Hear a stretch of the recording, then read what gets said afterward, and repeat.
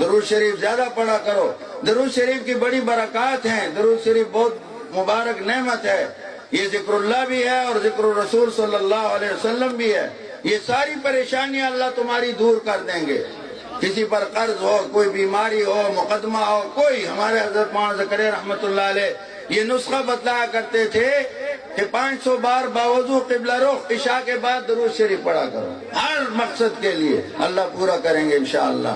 سنت پر عمل کرو, چہرے منور کرو, محمدی بنو, حضور کی غلامی.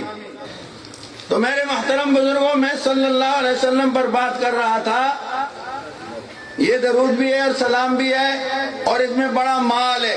ہمارے زمیندار بھائی دکاندار سے پوچھو بھائی کیسی کمائی ہوئی تو اشارے کرتے ہیں.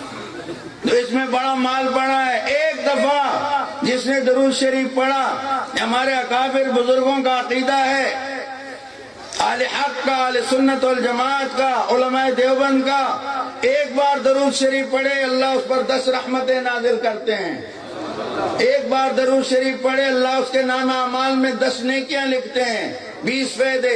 ایک بار درود شریف پڑھے اللہ جل شانہ اس کے 10 گناہ معاف کرتے ہیں, 30 فائدے.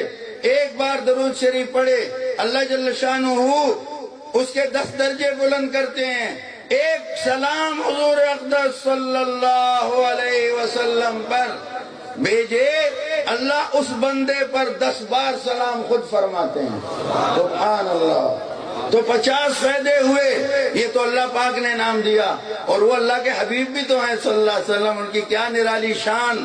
اللہ نے فرشتے پیدا کیے ہیں اس مقصد کے لیے, ان کی ڈیوٹی لگائی ہے. جہاں بھی کوئی, جیسے آج اس مرکز میں یہ درود اور سلام پڑھا گیا صلی اللہ علیہ وسلم, بار بار یہ پہنچ رہا ہے, فرشتے پہنچا رہے ہیں. آقا پاک صلی اللہ علیہ وسلم فرماتے ہیں جس طرح تم بڑوں کو ہدیے پیش کرتے اس طرح تمہارا ہدیہ میرے سامنے آتا ہے. میں تمہارے لیے اور تمہارے والد کا نام لے کر پیش کیا جاتا ہے میرے سامنے. تو پھر میں کیا کرتا ہوں ذرا سنو.